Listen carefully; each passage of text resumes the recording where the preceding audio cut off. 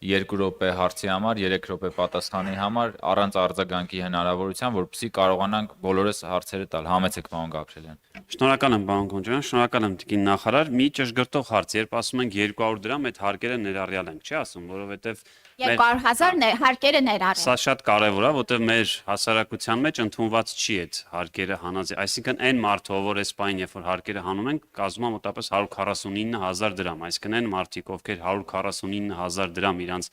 աշխատավարձային քարտին ամեն ամիս ստանում են, ու դրանից ավել ասենք, դա ոչ շփոթ չունի 150,000 եւ ավել դրամ, եթե ամեն ամիս իրանց քարտին արդեն հարկերը հանած նստում են, իրանք համարվում են 200,000 եւ ավել ստացող քաղաքացիներ եւ կարող են օգտվել այս ծառայությունից։ Շնորհակալ եմ այդ մի բարձրաբանման համար։ Օրերս տաքսու վարորդների վերաբերյալ մի տեսանյութ է հրապարակել եւ ի զարմանս ինձ շատ ու շատ այլ խնդիրների այնտեղ բազմաթիվ վարորդներ նշում էին, որ իրենք աշխատում են, վճարում են հարկեր, բայց օրինակ չեն կարողանում օգտվել ապահովագրական ծառայությունից։ Ես ուզում եի հարցնել, այս մարդիկ որ թվականից են, այսինքն իրենք գրանցված են որևէ տաքսի ծառայությունում, ոչ թե աշխատանքային պայմանագրով, բայց փաստացի վճարում են հարկերը турքերի տեսքով, իրենք ասում էին, մենք էլ ենք ուզում միանալ, հաշվառնով որ իրանց ստաժ չի գումարվում, մենք ունենք գոնե նախնական իրանք որ փուրից են ինքնակամ թեկուզ կարող են գալ եւ գրանցվել, օրինակ ասիկ 129,000 դա անում ամսական 10,000 դրամ, հա վճարեն եւ մի քանի միլիոն դրամ բուժ ապահովագրությունից օգտվել։ Շնորհակալ եմ շատ։ Ուրեմն ամենայն հավանականությամբ խոսքը գնում է քաղաքական պայմանագրերով աշխատանքի մասին, ուրեմն նրանց համար օրենքը կսկսի գործել 2027 թվականի հունվարի 1-ից, այս պահին գործում է աշխատանքային պայմանագրերով կնքված ուրեմն գործարքների մասին։ Այո, ճիշտ ասած մեզ էլ հարցերի շատ մեծ հոսք ունենք, որ անգամ մարդը քաղաքական պայմանագրով չի աշխատում, բայց ինչ որ դրսից եկամուտ ունի կամ այլ ձևաչափով է իր կարիքները հոգնում բարեկամների օգնությամբ, բայց ուզում է կամովի միանալ առողջության ապահովագրությանը։ Սա իհարկե մեզ համար շատ կարևոր ցուցիչ է եւ մենք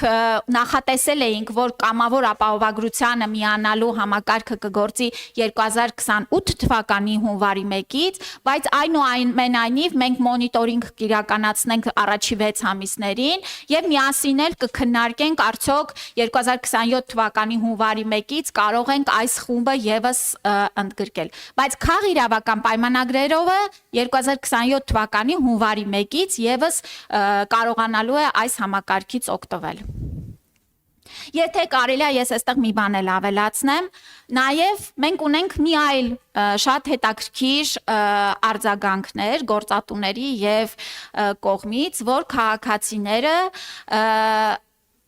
ընկալելով նաև օրինական աշխատավարձ ստանալու եւ հարկերը վճարելու արդեն արդյունքները եւ այն շատ մեծ հետադարձ երաշխիքները որ կան, դիմում են, որպիսի նրանց աշխատավարձը գրանցվի այնքան, ինչքան փաստացի նրանք ստանում են։ Եվ սա էլ շատ կարևոր է, որ սիրելի քաղաքացիներ, ձեր իրավունքների պաշտպանության առումով էլ պարտադրեք, դիմեք, որ ձեր աշխատավարձերը գրանցվեն, որովհետև ձեր վճարած հարկերի